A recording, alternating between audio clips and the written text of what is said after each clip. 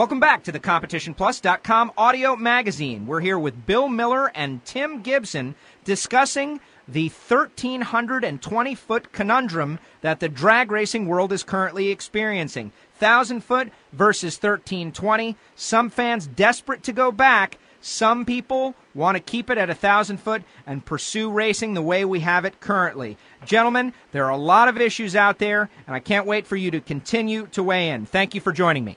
You're welcome. Glad to be back. Thank you. My next question then would be, and I guess this is right where the rubber meets the road. I know some drivers want to go 1,320 because it's drag racing. It's 1,320 feet. It's a quarter mile. It always has been. That's the way it is, and that's the way we all grew up. And I technically believe that and agree. However, given the fact that there are tracks that are short, we want to keep a safe, competitive show, do you gentlemen think it's time to just say, 1,000 foot is the way it is. It's not going to change.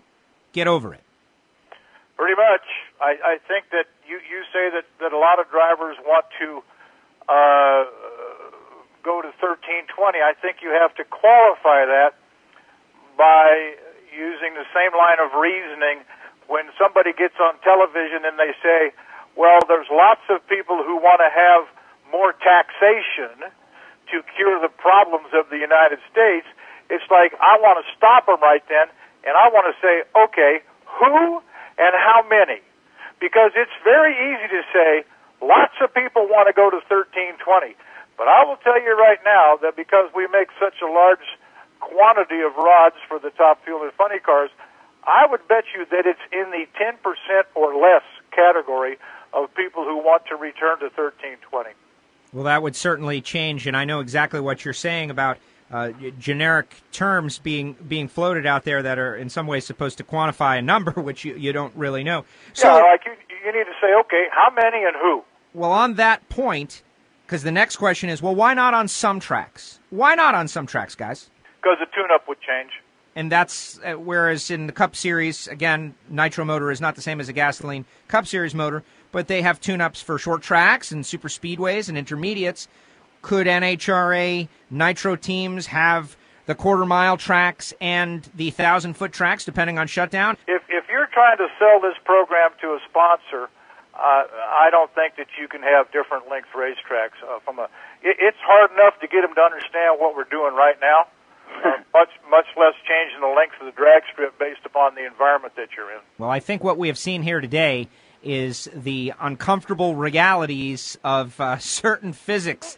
And going a certain speed, you can only stop in a certain amount of time in certain situations, and thus we have to live with 1,000 foot. Gentlemen, before I let you go, any final thoughts on your mind, Bill and Tim, about the direction of the sport, this conversation in particular about safety, slowing the cars down, and whether or not it's necessary at all?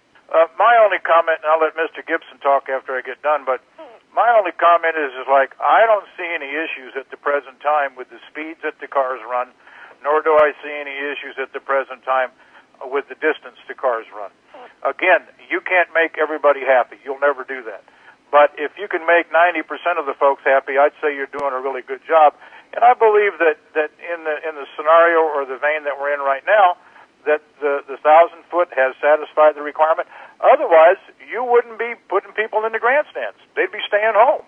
Tim, you got anything? It's definitely a business problem. I mean, it's a technical solution and a business problem. That's what it is. It's complicated, and it really needs to be looked at. In other words, is 1,000-foot fuel racing, what do the fans think of it? I mean, I don't know. So, but that's a business decision, and what does it take to get more fuel cars out there, which is what would seem to need to happen to sell more parts, make the sport healthier, and so it needs to be looked at from a business standpoint, like the car owners, more cars out there that would use more parts or buy more parts, let's say, along those lines.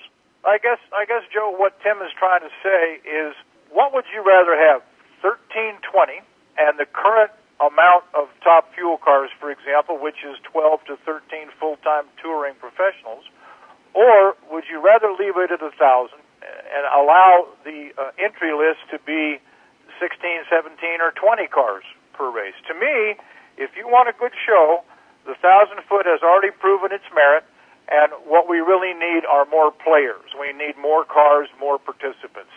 And if 1320 is going to cause the engines to be run to a greater degree under more distress, then you're not going to have more participants, you're going to have less.